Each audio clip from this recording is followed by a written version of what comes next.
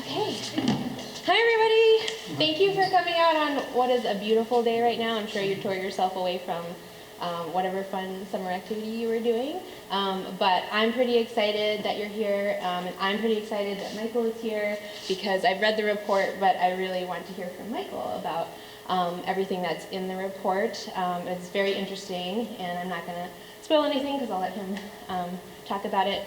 You did this survey last summer, Yep. Is that correct? I'll let him introduce himself and talk a little bit about what he does. I'm Kelly Biermann. I'm the Conservation Director for Nineveh Foundation. It's a conservation organization that owns conserved land around Lake Nineveh. You probably saw from all the maps there. You might already be familiar with the foundation. If you do have any questions, I'll be hanging around after Michael's talk. And I also have some information up there. If you do want a copy of, I have a aquatic plant identification key from the state up there, and also Michael's report. You just have to email me that, or email me that request, and I'm happy to send those along. I just didn't want to bring a bunch of them because they are quite long. So I just wanted to point that out. Anyway, thanks for being here. I am going to be pulling double duty because I'm going to try to film as well. We'll see how that goes. But I'm going to hand it over to Michael, and there you go. Okay, thanks, Kelly. Excuse me. My name is Michael Lou Smith. I'm with Arrowwood Environmental, which is a small environmental consulting company in Vermont. There's just 4 of us. And we do all kinds of inventory work all over the state. One of the things that I've been focusing on the last 5 or 10 years is aquatic plant inventories. A lot of this work is to help people manage their lake, and a lot of that is about managing invasive species. And so we'll talk a little bit about that as well. I assume everybody here has been out on Lake Nineveh and knows it pretty well. You may, in some ways you know it a lot better than I do, right? I was there, just part of, some of the time last summer, and it's not like I visit it regularly, and so I got a snapshot. And that's one of the difficult things about doing these kind of things is that it's only a snapshot. And so I'd also love to hear, from you folks about, if there's anything that you can add, great. If you have any questions while I'm talking, just shout them out, and away we go. So what I want to start with is a little bit of history of the lake. It kind of ties in a lot with the ecology of the lake. Again, a lot of the stuff is maybe things that you know, and Kelly gave me some stuff from Paul and Evan that most of this is based on. Nineveh has a long history and a lot of different names, and it really only became Lake Nineveh in 1940. There was historically a lot of open land around Lake Nineveh, the Patch Farm, and then after that the Townsend Farm, which is a much larger farm. You can see some pictures here right up to the shore, open fields, pastures, and hayland, and barns. And then in 1948, the Blakely family bought it and turned it into a little resort with camps and cabins, and then sold to Wilderness Corporation in the 1960s. In terms of the lake itself, best we can tell, it was a small pond naturally, and then it was dammed. It became a much larger water body. The dam has been kind of managed by multiple entities, including a number of power companies, and eventually sold to Wilderness Corporation in the 1980s.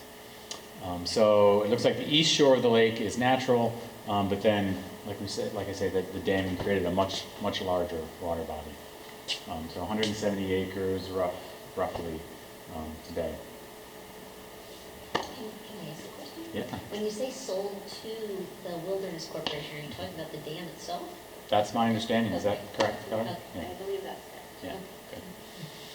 Good. So before we dive into specifics about the plants in Nineveh, I wanted to step back a little bit and give you a kind of a broader perspective about lakes and ponds in general, okay? Because I think it will help in the way you think about Lake Nineveh, okay?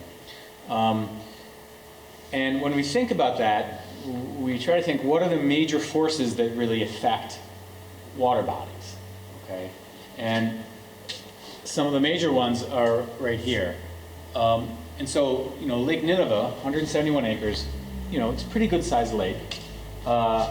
Originally was much smaller, okay? We'll get into a lot of these things with Nineveh, but the ecology of a lake that is, say, 150 feet deep is going to be quite different than the ecology of a lake that's 12 feet deep, okay? And we'll talk a little bit about some of those things. Now, when people think about the differences between lakes, we try to classify them, okay? Just like we try to classify all the species of birds out there, okay?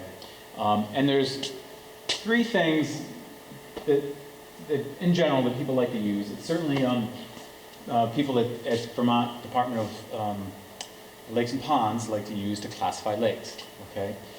One, is it a lake or a pond? Two, the alkalinity and water chemistry of the water itself, and then the trophic status. And I'm going to talk a little bit about each one of these things. Okay? We can kind of zero in on where Nineveh fits. So is it a lake or a pond? A lot of that has to do with depth. Now, when we see this kind of picture, we think, oh, yeah, that's kind of a pond, right? We have an idea about what a pond's kind of shallow, and there's a lot of vegetation, right? When we see a picture like this, we think, oh, that's probably a lake, right? It's deeper, and there's not vegetation everywhere, okay? So, right, with ponds, they're typically a lot shallower, okay? The photic zone goes all the way to the bottom. Now, the photic zone is just a fancy word for how deep does the light reach, okay? And the light we're talking about is specifically for plant growth, okay? And so in a deep lake, like this one on the right, that's Lake Champlain, right? There are areas, clearly, that are below the photic zone, okay? It's like, what, 300, 400 feet deep, okay? And so you get these kind of what they call pelagic areas, deep water areas that it's cold, there's basically no plant growth, and there's no light that reaches there. Okay? Now, with those deeper waters, I'm sure you've all had the experience. You're out swimming, I'm going to dive down, and then you dive down a little ways, and you're like, oh my God, that's cold. All of a sudden, right? That's called thermal stratification, okay? And it affects a lot of the way a lake works, not just when swimmers go down, but also fish species, plant species, water chemistry, dissolved oxygen, and depending on the size and shape of the lake, ones that thermally stratify also turn over, okay? Like in the winter, basically it all there's no stratification, okay? And then in the summer it stratifies, and in the fall, as it cools down, you lose the stratification again, and the whole thing turns over, okay? And this has a lot to do with recycling of nutrients up from the bottom, and so it's kind of a different system in a way.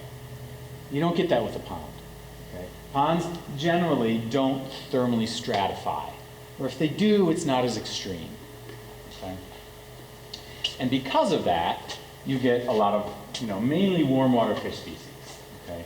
Whereas with lakes, it's like we talked about, it's much deeper, and you get more warm and cold water fish species, and you get thermal stratification. The Pelagic. Yeah. Yeah, what is it? That's basically a term for the deep, dark, deep water area, cold.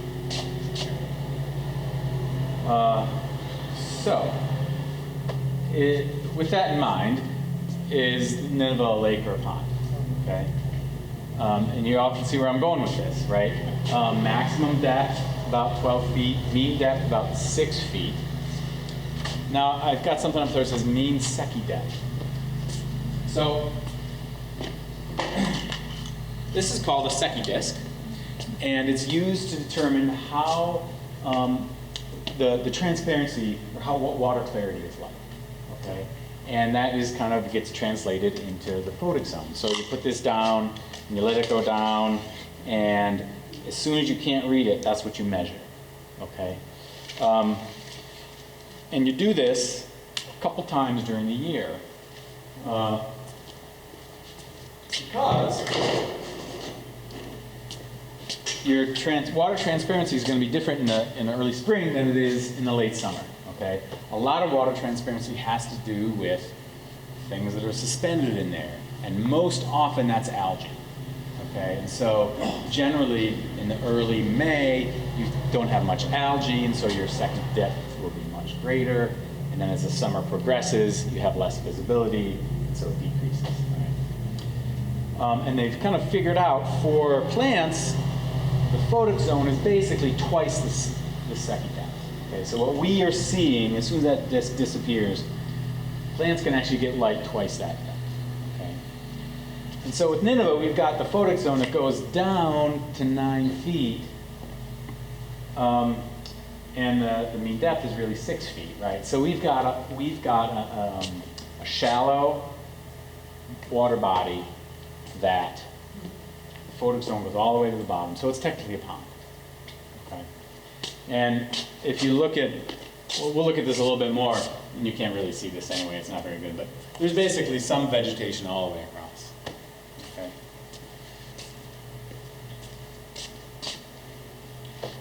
All right, next one, alkalinity. So this is basically buffering capacity, okay? And a large part of the buffering capacity in our area is calcium carbonate. Okay, and it has to do with basically bedrock. If your bedrock that feeds the lake is high in calcium, you get a lot of calcium carbonate. And then when you get acid rain that comes down, that can buffer the effect. Okay, and so you're not going to get these swings in pH because you've got some buffering capacity there. Okay, and the pH has a lot to do with nutrient availability and also which plants are going to grow there. Some plants are kind of, more adapted to more alkaline waters, and some are more acidic waters. Okay, and I put up the soft water versus hard water because that's how we refer to them, even though it makes no sense. Hard water, soft water, right? And maybe you guys know. I mean, I had heard that hard water was called hard water because it's hard to make lye with the soap. But I don't know why you would call it soft water, you know? Maybe easy water? I don't know. Like, it makes no sense, right? So, Nineveh is a low alkalinity water body, okay? There's not a lot of buffering capacity there, okay? All right, the last one, the big one, trophic status. This, long time ago, when limnology, which is the study of lakes, started, people started to look at lakes and said, you know, lakes are really different from each other. Like some are just super clear, hardly anything grows in there. Others, they're just swamped with vegetation. They're really murky. Like, what's going on, right? Like, how do we group these? What are the things that drive these things? Okay, and that's basically what we term trophic status. Okay. And it's about nutrient levels, mainly about nutrient levels, but it also affects oxygen levels, primary productivity, which is basically a fancy way of saying lots of plants grow, okay? Because plants are the primary producers in an ecosystem, they form the basis of the food web, we call that primary productivity. And also water clarity, okay? So, some terminology. Oligotrophic, oligo in Latin means poor, and it's basically the nutrient-poor lakes, okay? So they have low nutrients, and because of that, low productivity, not many plants, and usually really clear water. Okay? These are the ones that people love to swim in because you're not getting swamped with algae and all this other stuff. So there's not a lot of weeds, and you can see really well, okay? Lake Tahoe is like the famous oligotrophic lake because visibility is amazing. Never been there, just heard about it, but it's an oligotrophic lake. And you can bet that any time you dive into a lake and you're like, wow, it's the middle of summer and I can see forever, it's an oligotrophic lake, okay? Let's jump down to eutrophic at the bottom. These are high nutrients, high productivity, lakes, okay? Often, because of all the primary productivity, plants will grow, and then they'll go to the bottom and decay, and over years, thousands, you get muck, lots of muck substrate at the bottom. And you also get algae blooms, okay?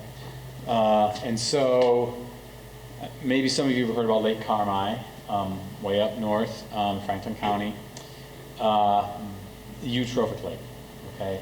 And a lot of problems with algae blooms, in part because of that. Now, there's also something called cultural eutrophication, okay? Which basically means the lake might not have naturally been a eutrophic lake, but we made it one, right? Which is in part what's happening on Lake Carmi. We'll talk a little bit more about that. So you've got the oligotrophic on one side, the eutrophic on the other side, and then in the middle you have mesotrophic. And that's basically in the middle somewhere, okay? The other thing I should mention is there's hypereutrophic lakes, which means, not sewage pits, but there's a lot of nutrients, okay? And then there's this other kind of funny thing called a dystrophic lake. A dystrophic lake is one that has a lot of humic acid in the water, and so the water's brown, okay? It doesn't necessarily correlate directly to nutrient status, but because of the geology and how the lake developed, it's got a lot of humic acid in it, so it's brown. It's kind of brown, okay? I'm sorry, it has a lot of Humic acid. acid Yeah. from rock. So how do we measure trophic status? Well, the top there, this top one, you've got oligotrophic on one side, hypereutrophic on the other. And you can think of it as a gradation, because oftentimes lakes are just somewhere on there. And depending on how you want to parse it out, call it one or the other. That second column is transparency. And again, that's what we use this Secchi disc for. Okay? The state had the Lakes and Ponds program, goes out to many lakes, many times throughout the summer, and records these things. Okay? They also have a pretty good group of volunteers that go out and record these things throughout the summer. Okay? And so we have transparency data on a lot of the lakes. Okay? Now remember what I said, transparency is often related to things that are suspended in the water. And most often that's algae. Okay? And one way to measure algae is you can get a water sample and basically measure the amount of chlorophyll in that water sample. Okay? And it's basically a proxy for measuring how much algae you've got. Okay? Or blue-green algae, which is kind of what that is. So that's the third column down. And then the fourth one is total phosphorus. You've probably heard a lot about phosphorus in waters. It's typically the limiting nutrient for algae and macrophytes, which are just larger plants, in lakes. Which is also why cultural eutrophication is an issue, because there's a lot of phosphorus in our waste products. Okay, and so phosphorus is typically measured in the spring when you've got all the runoff coming into the lakes. So that's basically going to know what your input is that year for phosphorus. Okay? Once it gets in the lake, it's a little, the kind of biochemistry of it is a little tricky.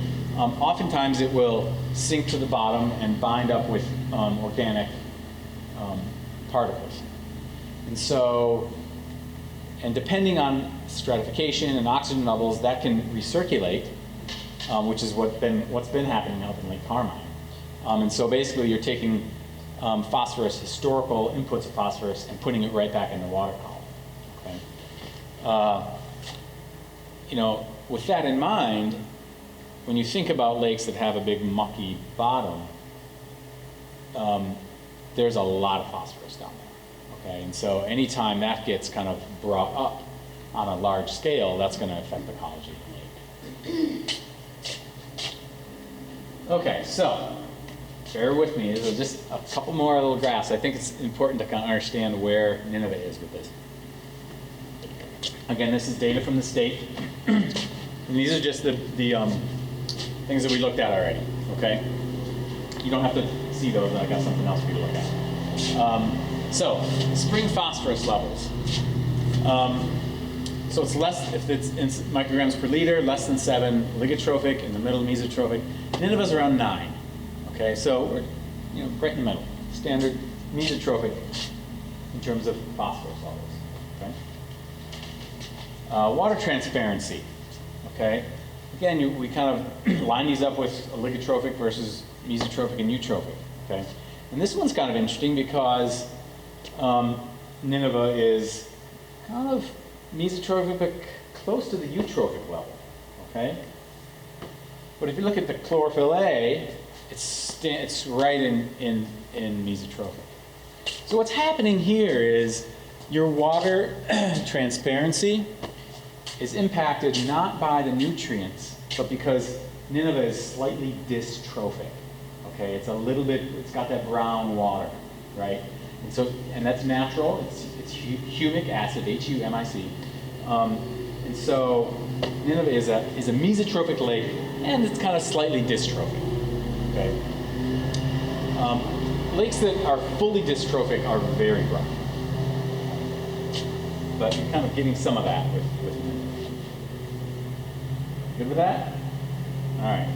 I wanted to just compare a nearby lake for you, Star Lake. Remember, phosphorus levels were 9 for Nineveh. Okay, 19, so that puts you in the eutrophic pretty solidly. Water transparency, less than a meter in Star Lake. Okay? Puts you in the eutrophic pretty solidly. And so does the chlorophyll A. All right? So Star Lake, and if you've been out on Star Lake, it's a different lake. Also a pond, but just very different. Okay? So that's the eutrophic system. I didn't put one up, but Woodard Reservoir, on the other hand, is an oligotrophic system. Okay, so less plant growth, better water clarity.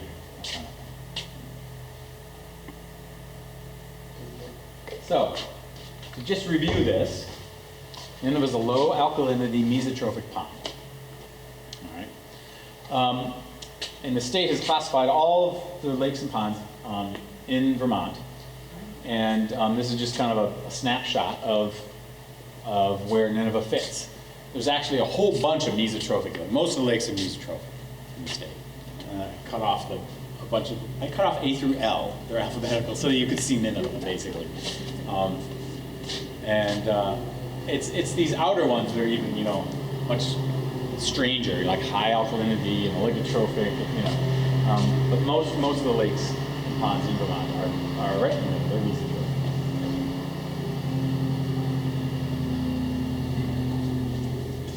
So the other thing we think about when we look at and analyze lakes and ponds is the watershed and the shoreline. Okay? The watershed and the shoreline have a lot to do with whether or not the lake is culturally eutrophied. Right? If you have a lot of inputs into it, especially a phosphorus, you're going to grow a lot more plants. Okay? You might develop a eutrophic lake. And shoreline, some of you may be aware that in the last few years the state has passed a Shoreline Protection Act, which if you have land on a lake, impacts you. Okay? Basically they're trying to protect woody vegetation and natural vegetation right along the shoreline. Okay? It adds a lot to the function of the lake. Okay? Increases species diversity, both plants and fish, adds some organic matter, shades, adds habitat. And so the days of mowing the lawn right up to the lake's edge, well, I think they might be over. I mean, if you have one, you can keep it, but in terms of developing more of those. So in terms of land use, we look at the entire watershed. What waters are feeding into this lake, okay, and what is the land use around those waters, okay? So Lake Carmi, as example, there's some forested areas in that watershed, but a lot of it is farmland, okay? Large farm fields, okay? So let's just take a look at Nineveh, okay? And what I've got there, probably hard to see. The yellow are residences, and that's basically the entire watershed. You have an input here, an input up top, and then the dam at the outlet. One thing that's unique about Nineveh is, well, two things really. One is that you don't have a shoreline that's heavily developed, okay? Most of the lakes in Vermont, you know, everyone wants to live on the shore. I do. Like everyone, you know, it's a great place to live, right? But that's not the case in Nineveh. There are some, but it's not ringed, okay? Thanks in part to the to Farm and Wilderness. Nineveh Foundation, sorry, thanks. Affiliated. Yeah. And so that's unique. The other thing is the watershed is not, it's largely forested, okay? And so that means that if it stays that way, Nineveh is likely to stay a mesotrophic.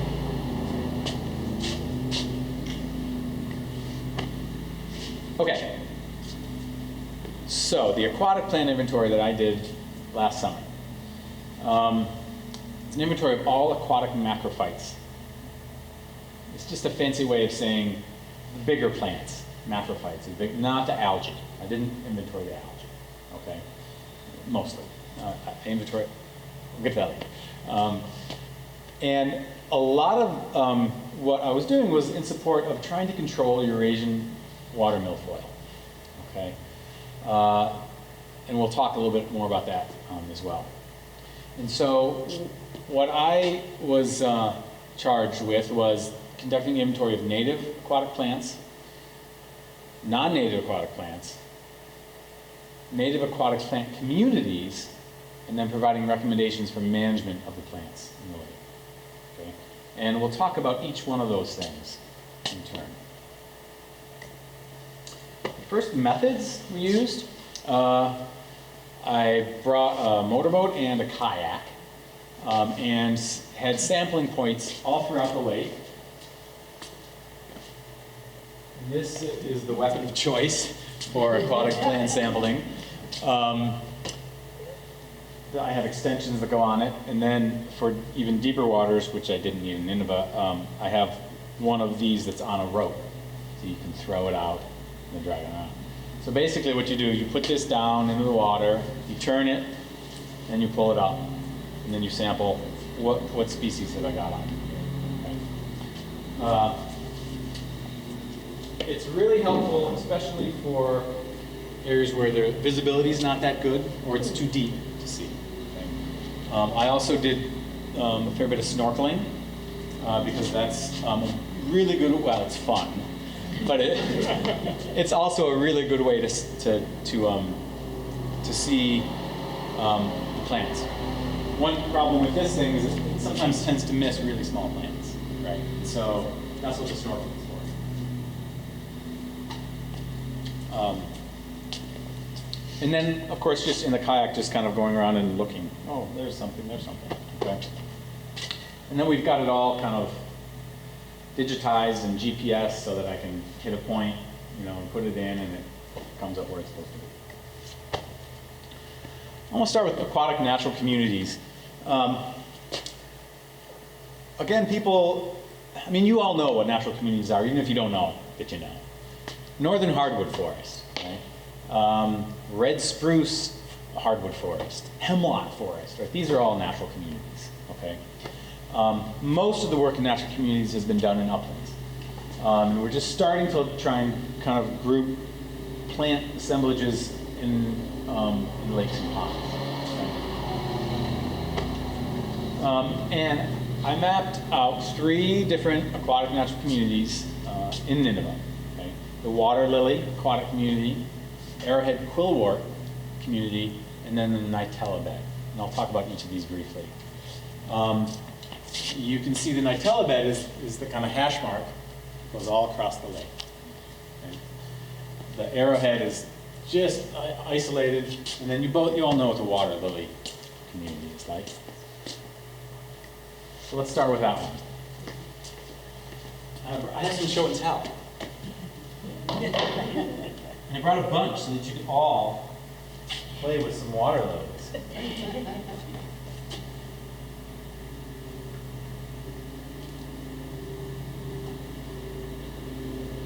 They are amazing plants. Sometimes I pull these things up and, 8, 10, 12 feet, that stalk just keeps coming, right? So there. I mean, I don't know if any of you ever looked at the bottom of one of these things. Oh, it's just absolutely beautiful. It's like red and veins.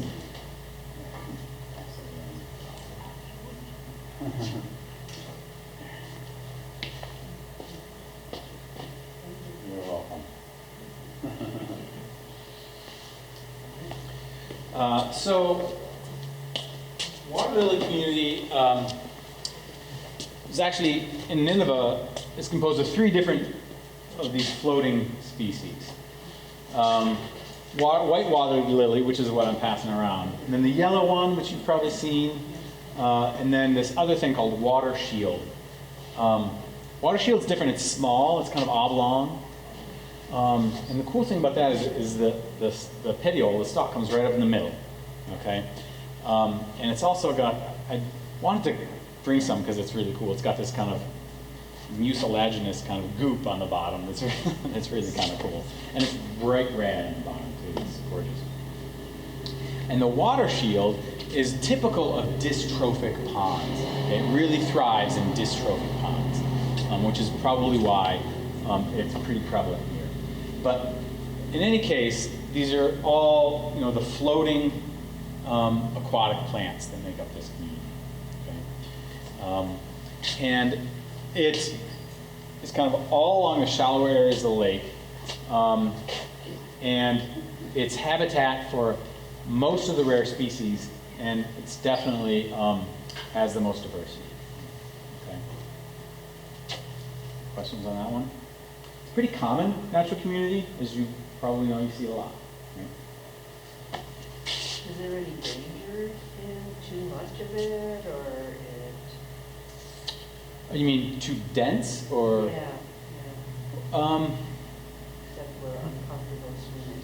Uncomfortable swimming. I mean, so these, I was just doing an inventory earlier today on Dewey Mill Pond in Queechee. And the water lily there is just solid. Okay. Sometimes, under natural circumstances, that happens. Okay. One interesting thing is that it's choking out some of the milfoil, right? As soon as the water lily stops, the milfoil is just 100%, right? And so, but it could also choke out rare species, I suppose. Because it's a native plant, there's going to be fluctuations, and if it's with other native plants and there's not an invader, I think that there's not really danger ecologically of it being disrupted.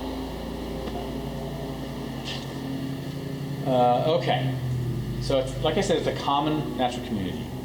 The Quill War arrowhead assemblage, uncommon natural community, and very different. Okay, shallow, typically shallow, sandy sites. We're still learning about it, but we think a lot of it is ice scour or wave action that keeps out a lot of the other plants. These things are little. Okay, and like I said, I was saying snorkeling is good because that rake is not going to, often won't pick them up. Okay. And there's just a few areas of this in the lake, which is okay. That's just the way it is. But you can kind of see, you can't really see in the picture. It's sparsely vegetated, shallow thing. And then the Nitella bed. So I think I have some Nitella. Oh, one thing I forgot to mention about methods. This is the other thing that we use sometimes. Okay? Especially if there's waves, you just stick this down and you can see a lot better. It's a view scope, and they're all different kinds and everything like that. All right. Give me a second to find this. There's a lot of stuff in here.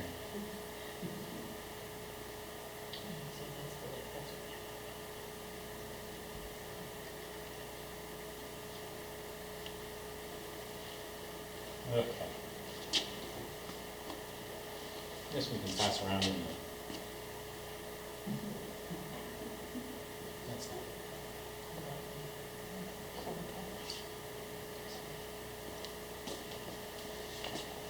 not... Okay. So I had said that I was doing aquatic macrophytes, so larger plants, so not algae. This is the one exception. Okay, this is a macroalgae. Okay, it looks like a regular aquatic plant, but it's actually an algae. Okay, it's one of the few things that can thrive in really low light conditions. Okay, and so I know I've seen it in a number of different lakes, and usually deep. Okay, sometimes 15, 18 feet deep, depending on, again, water clarity in the photic zone. Here, of course, it's anywhere from, well, right up to the shore, but also, in the deepest parts of the lake, okay? And this goes all the way across the lake. Sometimes it's dense, 100% cover. Other times it's kind of spotty, okay? So most of that stuff you're seeing is native, natural, macroalgae, okay, like that. And that is kind of what it looks like in large mats. Oftentimes it'll get covered by other algae and look even kind of dirty, because of the other algae that covers it. There is they're called stoneworts. There is a stonewort that's non-native, that's been found elsewhere in New England, but hasn't yet been found in Vermont. So we're hoping it doesn't make its way here. Starry stonewort, it's called. Okay. So, rare, threatened, and endangered species. Nineveh is unique in that it's got 9 different rare or common species. Okay. For the size of the water body, it's got to be a record. I mean, I haven't figured it out, but it's unbelievable. Like, most of the times, I'll go to a lake and I'll be excited to find one species, or maybe 2 that's rare or uncommon. Okay, but 9, you've got 9. The state ranks all the different species based on how rare they are. S1, S just stands for state, is the most rare.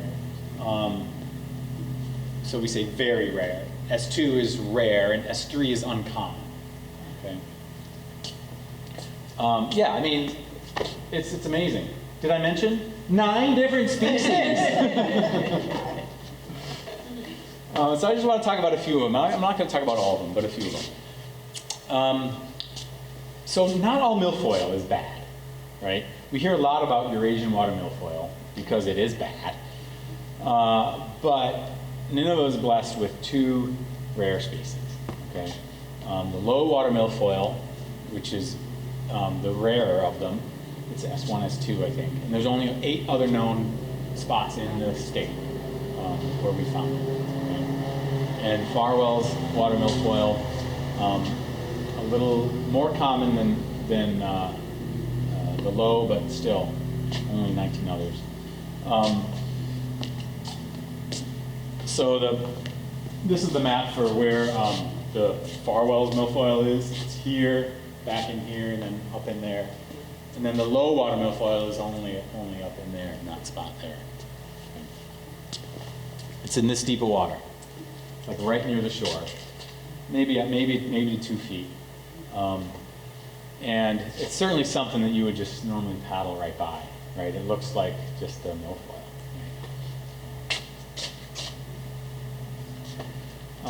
Bladderworts. So there's 2 species of bladderwort in the lake. Where's that tray? Is that still kicking around?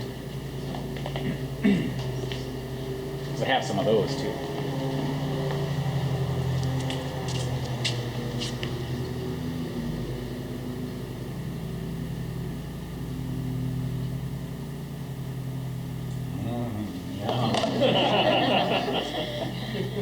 To a loon, maybe? Yeah, right. All right. Bladderworts. Well, I'm going to break a little bit off because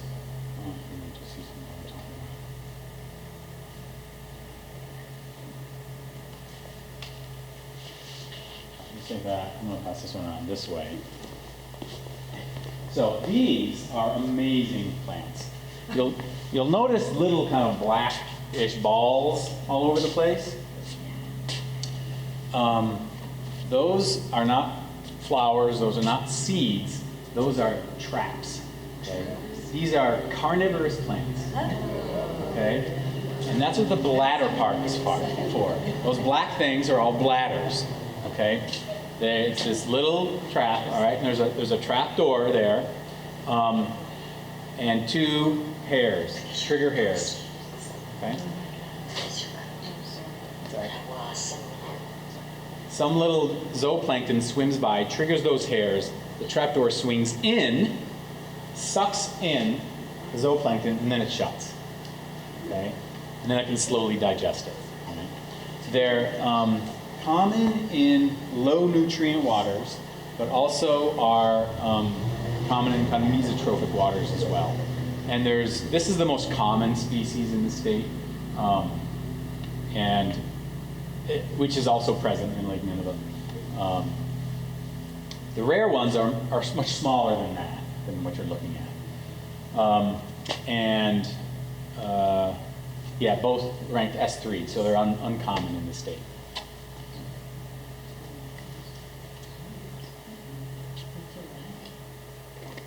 Okay, the quill wars. Again, if you look at the bottom of Lake Nineveh, especially like this, the sandy bottoms where there's not a lot of other vegetation, you'll see these like little sword point things coming up, and they're only about that tall. Okay. Well, they are kind of an ancient plant, like a fern. They don't have flowers; they have spores. Okay, and the spores are kind of at the base of the plant. This lake quillwort was found. There's only 5 other places known in the state. And then kind of a new hybrid, because they're, I don't know if any of you know about ferns, they're promiscuous. They hybridize like crazy, right? And the same thing with quillworts. They readily hybridize with other species. And so this lake quillwort hybridizes with another rare quillwort.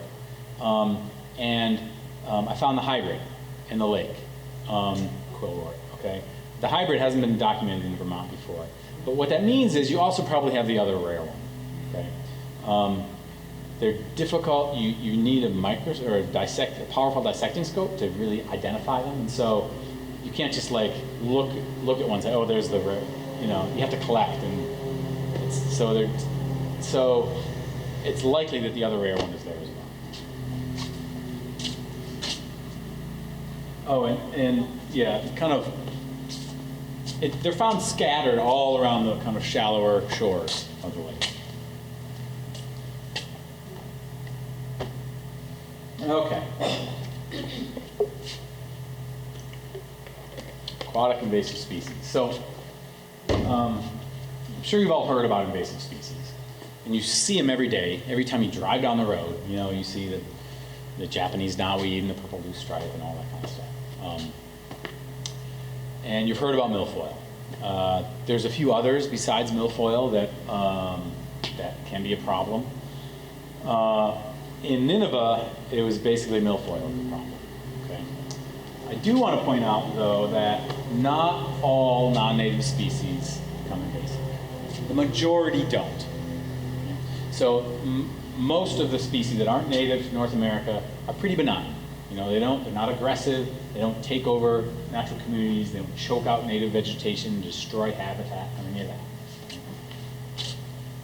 So there's 2 species in Nineveh, or the word Nineveh, that I want to talk about. Right? The first one was kind of a surprise. This waterwort, which is a common aquarium plant. Right? It's the first time it's been recorded in the state. And there are a couple native species, and when I first picked this up, I thought it was one of the native ones, given where I was. But when I looked at it a little closer, it was this Eurasian waterwort. It's been found in New England, in a few places, in Connecticut and Massachusetts. Because it's an aquarium plant, that's often how it gets spread. People have an aquarium, they dump it, okay? It's unknown if it's really going to be a problem, okay? Because it's somewhat new to the East Coast and the lakes out here. We don't know if it's going to be a problem, don't know if it's going to just be benign, okay? It has two different forms really. One is the completely submerged form, which is this, and the other one is when it's stranded. It looks more like that.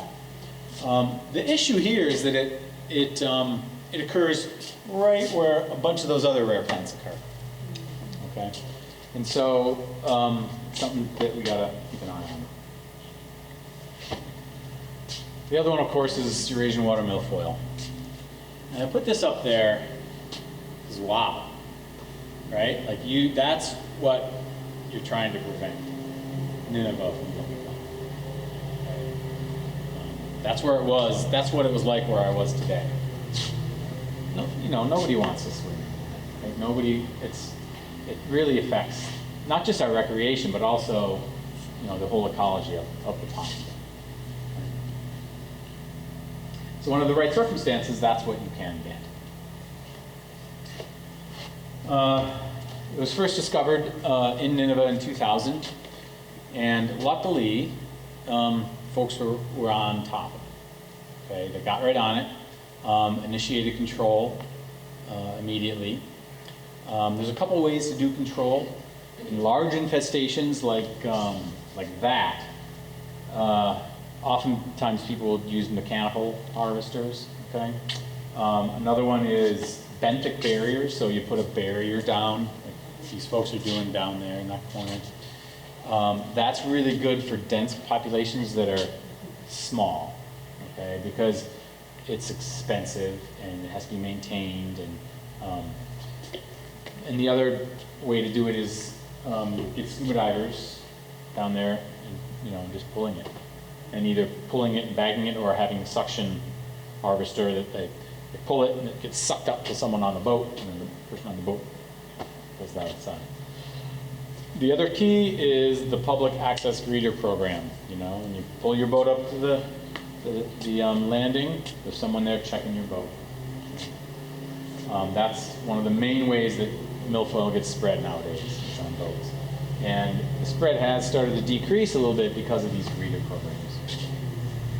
It was discovered again in 2010 and 11, and it was eradicated.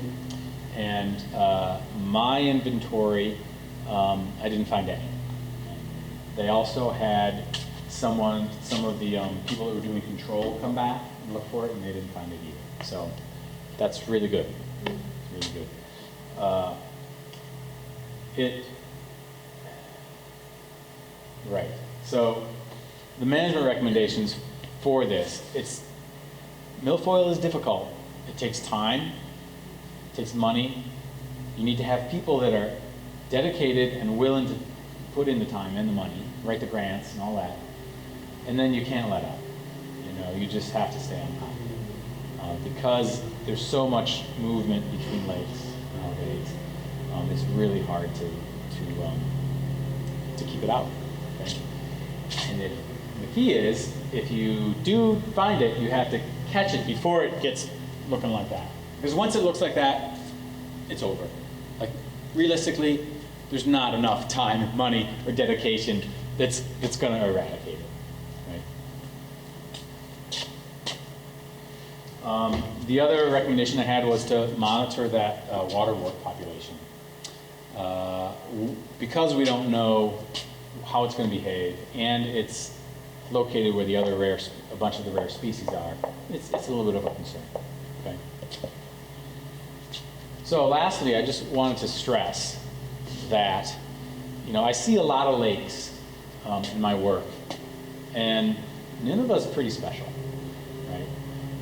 There's a guy that works for the state Lakes and Ponds program, and when I told him I was doing Nineveh, he got all excited. He's like, "Oh my God, I love that lake," and I can see why, right? Did I mention there was 9 rare species here? And it's not just that, it's the fact that the landscape is just beautiful, and it's not super developed, and you've got a protected watershed. It's a really special resource. So thank you for letting me inventory it and letting me come and talk about it. So, Oh, I got another show and tell. Wait. Because I know you all want to see Eurasian water milfoil, right? I really can. Where's that tray? We'll pass this around. Forgot that bit. Any questions? Yeah, where'd you get it? This? This is from where I was today at Dewey's Mill Pond. Yeah, it's everywhere. And you would see that on a boat, like, I can understand a motorboat being a little more complicated, but a kayak, can a kayak really like hold some of that and take it to another lake? You know what I mean, without you seeing? Kayaks, not so easily. It's mostly motorboats. Okay, we Yeah. don't have, so. Yeah, mostly motorboats. Yeah, it's It doesn't take yeah. much. So for many years, the lake in the wintertime was lowered by about a foot, right? And then the state told them to stop doing that, Yeah. right? And some people think that because it's not lowered, there's more plant growth, around the edges, right? Mhm. Blocking off where people like to swim. Yeah. I assume the state has a good reason for not wanting to do that. I wonder if you Yeah. comment a little bit about that. Sure. Just out of curiosity, when did they stop doing it? Oh, I don't know, 15 years ago, something Okay. like that. So, one other piece of terminology I didn't use was littoral zone. And that's basically kind of from the shore of the lake into the shallower parts of the lake. So basically where most of the plant growth is. Okay, it's called the littoral zone.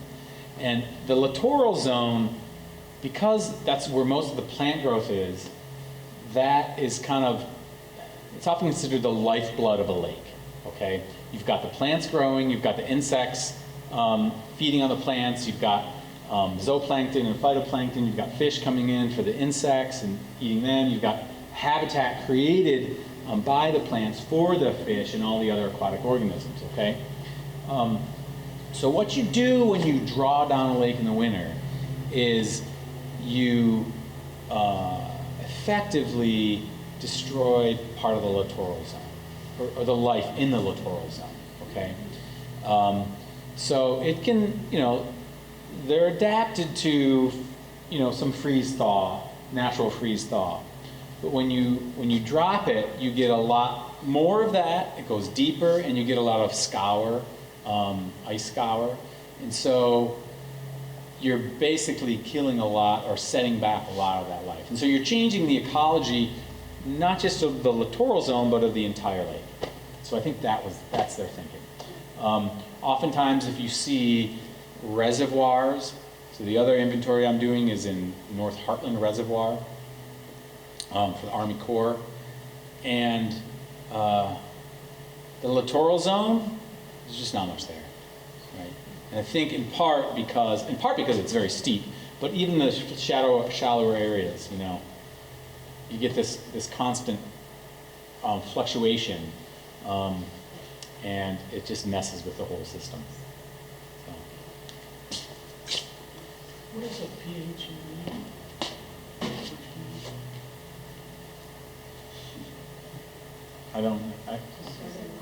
I can't remember. That question was what the pH was in Nineveh. Not very often. No, Not very it's a little acidic. Yeah, yeah. And what is ice scouring? Yeah, so basically when you get chunks of ice I mean, and then it breaks up, and then waves and wind come and move the ice, you know, back and forth across the exposed lake bed, you know, the shallow areas of the lake bed. Yeah. Right, yeah. That's what it is. Right, that's what it is. Scouring with Yeah, us. yeah. Yeah. Are there any fish that eat any of the things you found in particular, or like were any of the plants you found important for any other life? Those rare species. Yeah, right. Yeah, the rare species are particularly tasty. I'm going to. Yeah, certainly. So I'm not a fish guy, Yeah.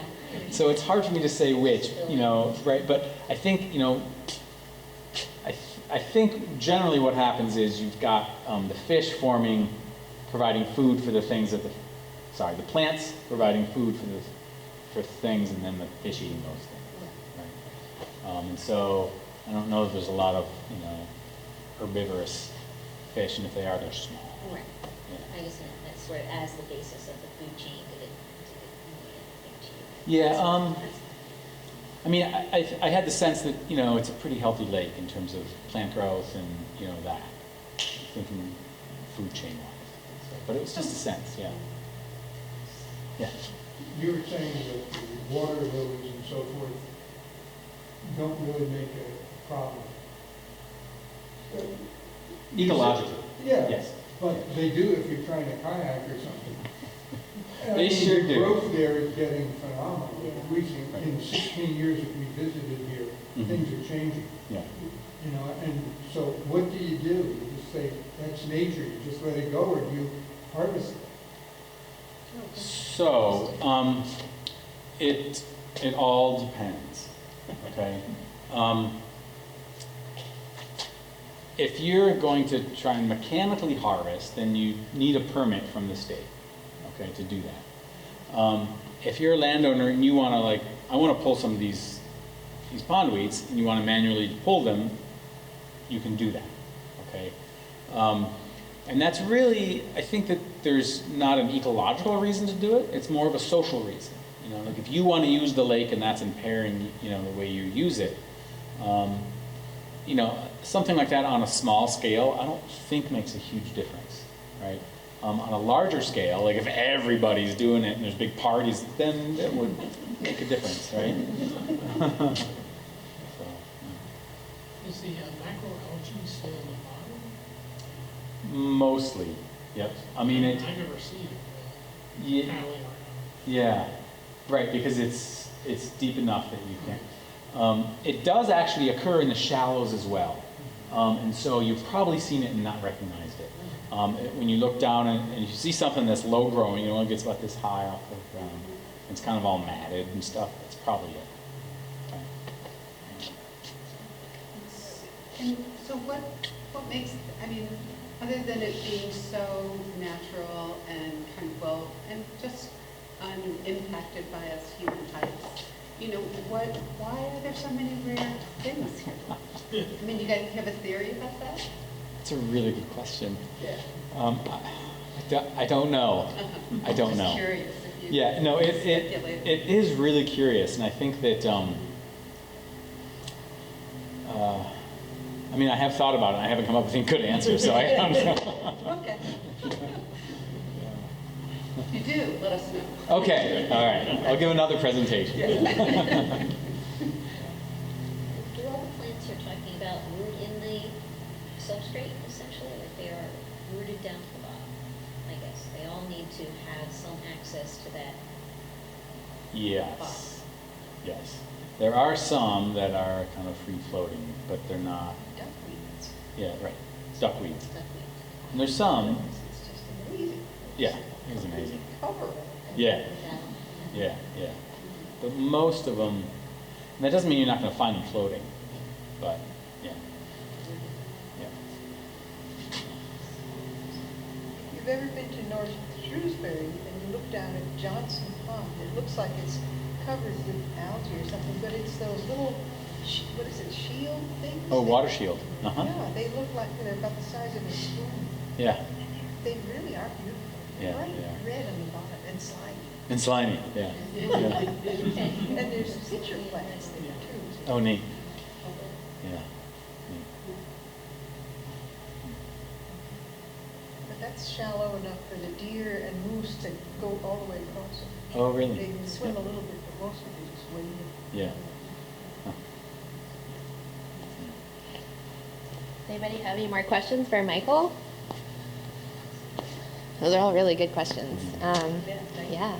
Thank you all so much. Thank you, Michael. Yeah, you're welcome. This is so cool that you're involved with Nineveh. I did, really quick before everybody leaves, I'll be sticking around for questions if you have any about Nineveh Foundation or Farm and Wilderness. But I also wanted to point out that a couple of my colleagues are here. Jen Flaster, Thomas Henning, and Michelle Golden are all here and could answer any questions about both organizations if you'd like. And I don't know if you're going to stick around for a little bit or not, if anybody has any questions. I did want to point out, since Michael brought up a couple of these things in the presentation, and Michelle has it right here. It's the aquatic plant key that I got from Lakes and Ponds Estate. So Lakes and Ponds is a really cool workshop every year. It's free and open to the public. Farm and Wilderness hosted one of them July 20th. There might be another one this summer, but they do it every summer.